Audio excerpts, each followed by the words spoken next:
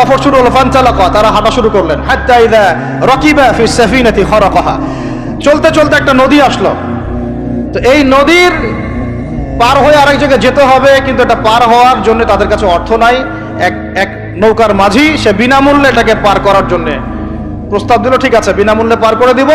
সেই নৌকায় করে তারা যখন যাচ্ছেন, যেতে যেতে তীরে পৌঁছার আগেই সেই নৌকার তলদেশটা খিদির আলাইহিস সালাম ফুটা করে দিলেন।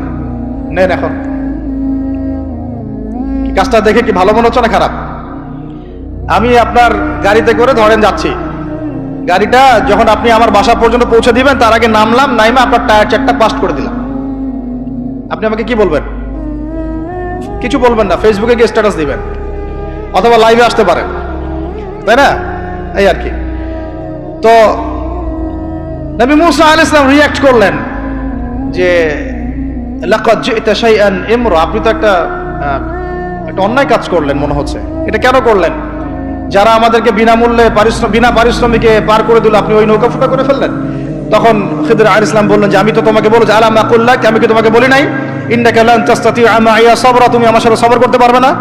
মুসা আলাইহিস সালাম বলছেন যে ঠিক আছে, আমি যে ভুলে গিয়েছি এজন্য আমাকে পাকড়াও করেন না, আমি যে ভুলে গিয়েছি কথাটা এজন্য আমাকে পাকড়াও করেন, একটা চান্স দেন আমাকে।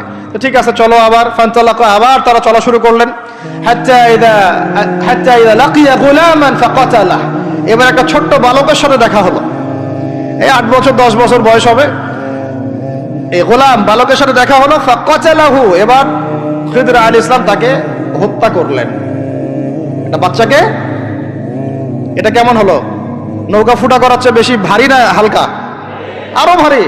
মুসা আলাইহিস সালাম বলছেন লাকাদ জি'তা শাইআন নুকরা, আপনি তো এবার জঘন্য একটা কাজ করলেন, আপনি তো পুরো একটা নিষ্পাপ বাচ্চাকে হত্যা করে ফেললেন। তারপরে বললেন যে এরপর যদি আর একটা প্রশ্ন করো তাহলে তোমার সাথে আমার আর চলা হবে না, লাস্ট চান্স। ঠিক আছে চলেন। এবার চলতে চলতে ফানতালাকা হাত্তা ইযা আতায়া আহলা ক্বরিয়াতিন ইসতাতআমা আহলাহা ফাআবাউ আন ইউদাইফুহুমা, কোরআনে আসছে একটা করিয়া মানে একটা গ্রামের মধ্যে তারা ঢুকলেন, সেই গ্রামে ঢুকে মেহমানদারি চাইলেন, নাস্তা পানি চাইলেন আর কি। তো তারা মেহমানদারি করলো না, দূর দূর করে তাড়িয়ে দিল, অনেকটা আমাদের ওই কলকাতার দাদা বাবুদের মতো আর কি।